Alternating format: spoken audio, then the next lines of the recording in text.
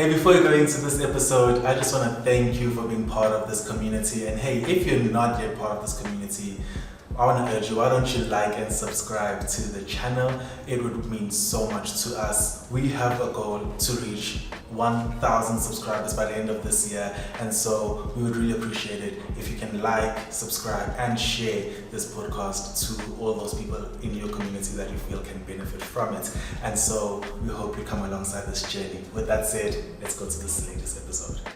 Welcome to another episode of the Becoming a Man podcast. This episode is coming straight after an amazing conversation that we had with Karabo Mhluli, where we looked at being a bachelor in the 21st century, right? And so today, in the next 20 minutes, I just want to take some time just to do a little bit of a deep dive into one of the aspects around bachelorhood, right? And that is the societal expectations on bachelors in the 21st century. And so we just want to look at what are some of the expectations that society places on bachelors, in this day and age? And how can this be impacting how people view bachelorhood, and whether they gravitate towards it or try to avoid it, right? And so two things that I just want to unpack. This is not an exhaustive list. It's not to say these are the only two things. There's a lot more. We could go into a lot more, but just to speak more on these two aspects. There can be more that can be spoken about, just putting it out there, right? And so the first one I want to speak on is the social life and the relationships aspects, right?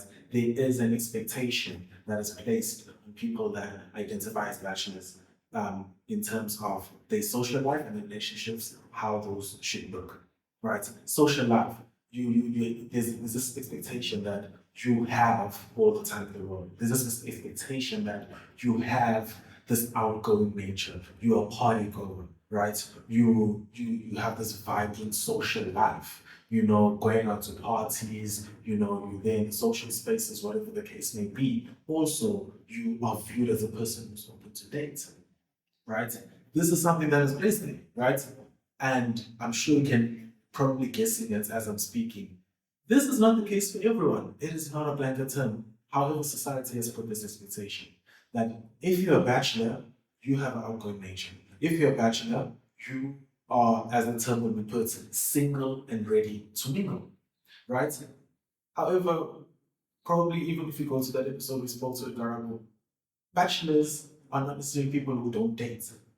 And so to say a bachelor equates a single person, that is not entirely correct.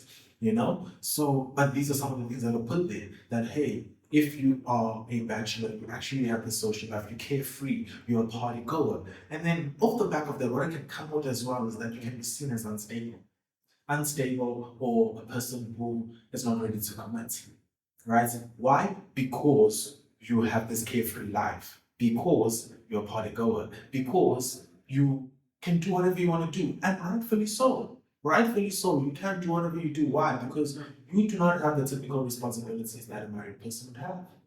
Right? A married person needs to actually always consider their spouse. You will not have the typical responsibilities that a parent would have. A parent needs to be responsible for their child. Right? And so there comes restrictions and limitations when you are married, when you have kids. You can't necessarily just be a party goer. Not to say you can't go to parties at all, but you need to consider your spouse. You need to consider your children, right? I'm sure we can agree it's irresponsible if you have a 2-year-old and then you just want to go, I don't know what the club's name is in Johannesburg or whatever the space is. You might find this interesting. I've never been to a club in my life. Not for lack of trying, not because I never wanted to, but I think probably because of my introverted nature and being such an introvert, I wouldn't necessarily thrive in social spaces, unless I'm already going with my people, And so for most of the time, I think growing up, I didn't really necessarily have my people, I think it came much later on in my years where then I have my people. And so, but even now at this age, it's not something that I actually, look forward to or desire. And so that's just me. But all of this to say, you can, if you're married, you can You can be a polygon and outgoing person, but it looks different, right? You do not have that freedom that a bachelor would have, right? So why then does society look at bachelors and there can be this stigma of unstable and not ready to commit? What if that bachelor is ready to commit, but they just haven't found someone worth committing to, right? Haven't considered that. Ah, so what am I getting to with all of this? All of this is to say, as society, we need to be cautious not to lead with assumptions. And I think that is what society has been doing for a very long time. We lead with assumptions and we put out these blanket terms. We generalize. We generalize saying, oh, they're unstable. Oh, that person, because they're single, they're actually ready to mingle. They're actually open to date. I'm going to suggest people, I'm going to try to get this person together with this friend of mine that I know. Did you ask them if they're actually looking for a relationship right now? Did you ask them if it's something that they're considering in this current season? And so we need to caution ourselves as society, as members of society, not to lead on assumptions and generalizing statements, but rather to be curious and ask questions for understanding, seek clarity, and understand that each individual is unique. Yes, all five of us in the room might be a bachelor, but all five of us are different. One is a bachelor and they want to be a bachelor for the rest of their life. One is a bachelor in this season, they're working on a couple of things and they have a 3-year plan. And within maybe the next 3 years, they want to look to settle down and have some kids. Another person is a bachelor, but it's just because it's just not happening for them yet. They're probably out there trying to find a great life partner and trying to find someone that could be a potential spouse, but it's just not happening for them. So we're all different in the room. So someone is ready to mingle, someone is ready to be dating, someone is not. Another person is a bachelor and they're healing. They just came out of a relationship, right? And so these are some of the things I feel like society is not aware of, or they, for some reason, as a society, we are oblivious to some of these things, and we look past them. And so we find ourselves generalizing and making these biased statements that, you are carefree, you have all the time in the world, you don't want to commit, or whatever the case may be, right? And so that is the first one, social life and relationships, right? Second one that I want to speak on is marriage and kids, right? Sitting down. Man, I can't tell you how many times I've heard friends. I think I'm fortunate on my side, I didn't necessarily get that on my side, but also another part, maybe I just didn't give it time enough to get to that point because I got married at the age of 23. But so many friends of mine, I've heard them say, oh, my mom just came to me and asked me when am I giving her grandkids. Oh, my dad is asking me like, hey, what's happening? Is there any lady in your life? Whatever, all these kind of questions. And I get it. Please hear me. I get it. To the dads out there, and if there's any moms tuning in, I get it. There is this desire, you hope for your child to find love one day, you're hoping, oh, I hope my son will experience what I've experienced, finding the love of your life and building a legacy with them and having kids and that kind of stuff and family vacations. I get it. I think any good parent has these dreams and hopes that hopefully my child will experience this. I understand that. But again, let's be careful as parents because what if that is not a desire? What if your child doesn't share the same desire that you have? What if for them, all they want to do, all they want in their life is to travel the world? And they are of the belief that for them to do that fully and experience love to the fullest, they don't want to be in any committed relationship.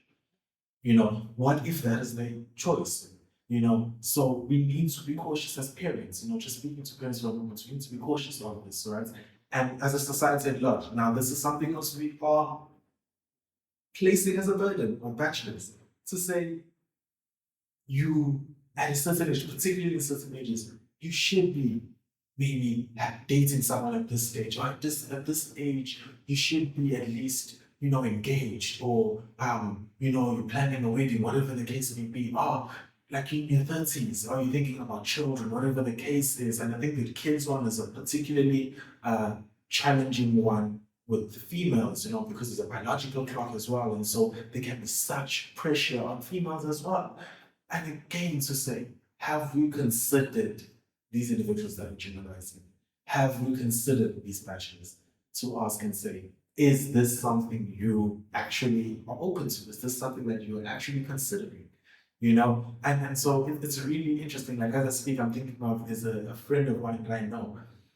This friend, I've had so many mutual friends asking, I'm concerned about this person. Is there anyone in their life? Are they still single? Hey, are they even, what's happening? Are people asking, are people, pursuing them? Whatever the case, like I've had so many of these visions, and I'm like, I know this friend. This friend is flourishing. This friend is having the time of their life. They are enjoying life. They are really having a great life right now, and they're fine, And there's almost this sympathy. It's almost as if society is so sympathetic. What's the word? The word is running away, but there's this sympathy of like, oh man, why? Oh shame. Why things are the way they are? Oh shame. Don't worry, don't lose hope. Don't worry, it's gonna get better. But it's like, hey, I'm actually enjoying this. I'm actually fine. Like I don't think I'm missing out. I don't feel like I'm missing out. And I think this is what society does. There's this idea of you're missing out on family, missing out all the joys of being married. You're missing out. And yes, there's joys in being married, but it's very presumptuous for us to think because someone is a bachelor, they're missing out. You never really hear someone saying, because you're married, you're missing out, or because you have kids, you're missing out. But why is it that so often we say, because you're a bachelor, you're missing out? Another thing that we throw in is loneliness. Because you're a bachelor, loneliness. It's not to say it's entirely wrong. No. There is some truth in that as well. But in what I'm speaking of right now is to say, again, not leading with assumptions. There's this stigma that there's a loneliness because you don't have a companion, because you don't have kids. Again, this is not entirely true, right? Again, being seen as immature. I spoke of the lack of commitment, or seen as unstable. You're seen as immature.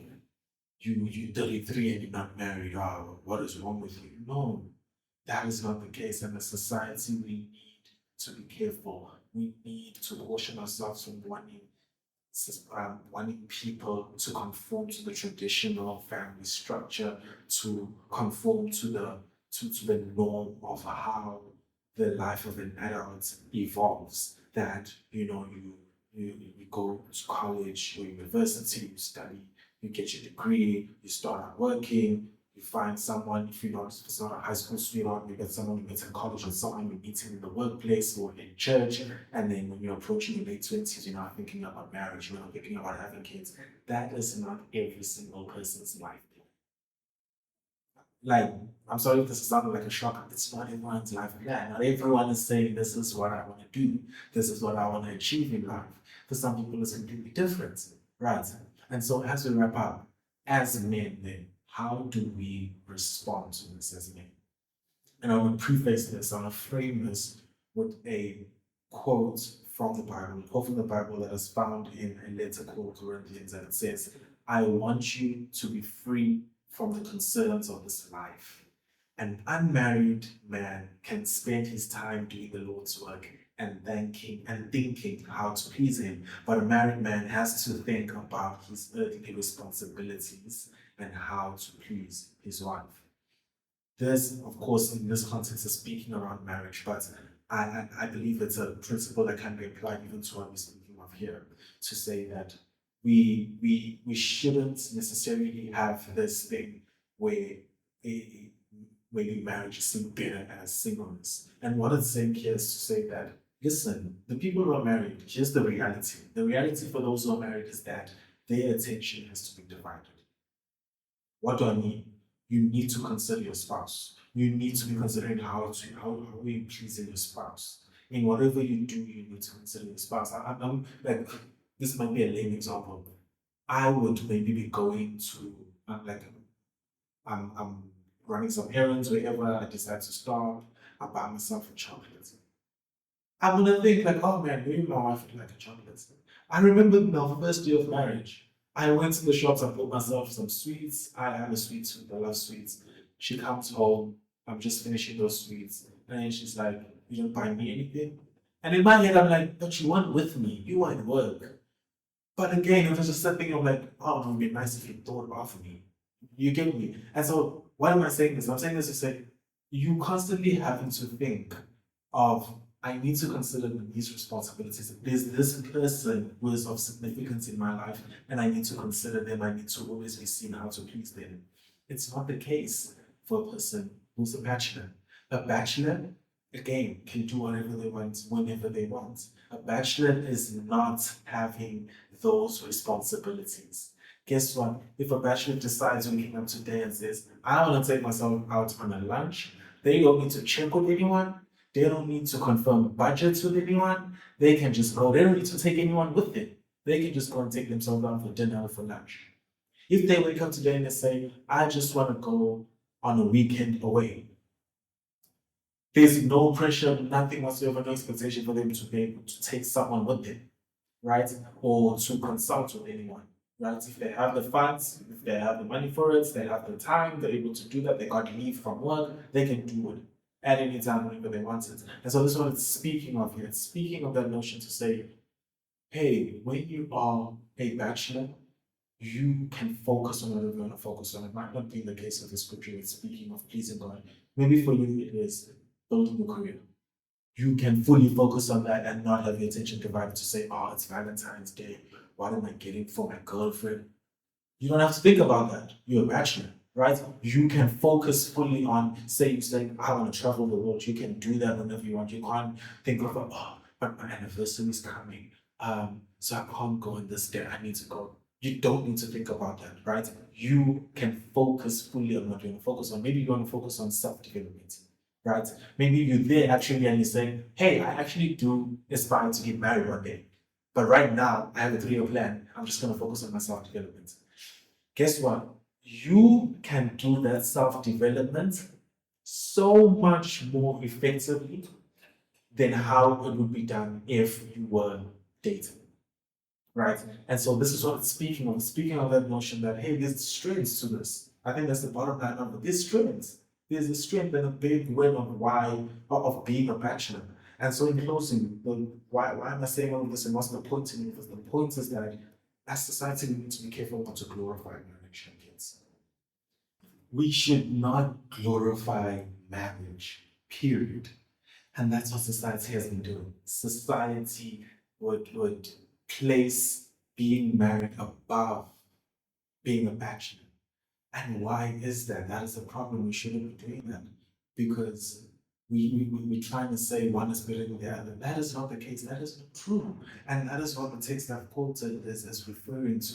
It's to say there's strengths. There's strengths in either space. Hey, you are a bachelor. Guess what? You don't need to consult another individual on how you spend your money. You don't need the approval of another person on when to go, when to leave, and when to come back. You can actually be as, for lack of a better term, as selfish as you want to be about your own life, right? You can go on vacation, you can spend your money however you want to spend it, save it however you want to save it. You don't need to be considering consulting the other person. The person is married, the person who has kids, they need to consider these things. They need to ask themselves these questions, right? And so each space, married, bachelor, you have your strengths. You can win in life. And so, with society putting this expectation, what it then leads to, you find individuals, you find bachelors who are not content with where they are, or who are so focused on the goal of getting married that they neglect the current season of being a bachelor and they lose sight of the wins and the advantages that they have of being in a season of being a bachelor. And so, that's what we need to be careful of. When we place these expectations, you don't understand the extent that it actually impacts the other individual. I know I had a time where I also thought like that, like, oh man, being single, oh, it sucks. When am I gonna get a boo? Oh, I also want a good morning text. Until I got to the realization, and I'm grateful. I'm grateful I got to this realization before even getting married, where I realized, man, hey, I can actually enjoy my singleness. I can actually have fun as a single gent. You know, I can take myself on a date. I can buy myself some nice, cool pair of sneakers. I don't need to be consulting someone. I don't need to be saving for date nights. I don't need to be saving for Valentine's Day. That time will come, but that time's not today. And I enjoyed my singleness, and that's what you can do as a bachelor as well, right? And so society, we need to be mindful and aware that it can be a community of bachelors, but in that community, everyone is different. In that community, someone is a bachelor because they are healing, they just came out of a relationship and they're still healing. Someone in that circle is a bachelor because they've chosen to be a bachelor for the rest of their life. Someone else in that circle is a bachelor, but they have a 3-year plan, a 5-year plan that then they'd like to see themselves married. In 10 years, they'd like to see themselves with kids. Some people have that, and they're bachelors. And so it's understanding that, yes, they may fall in the same pool as being categorized as bachelors, but they have different goals. They are there for different reasons. Yes, they're categorized as bachelors, but they're not outgoing like the others. They are not party goers. They are not carefree as much. They are more on the reserve side and like to stay indoors. And that is also fine. And so, society, we need to be very careful with this. Let us not idolize and glorify one season over the other. Let us not belittle, the being a bachelor. And also, let us not be leading with assumptions. Let us not make assumptions. Let us rather be curious and have questions. Let's ask and seek understanding. Let's seek to actually understand individuals rather than generalizing a group. And so, with that said, I hope your encouragement, and as always, please take care. Remember that the man you're becoming is better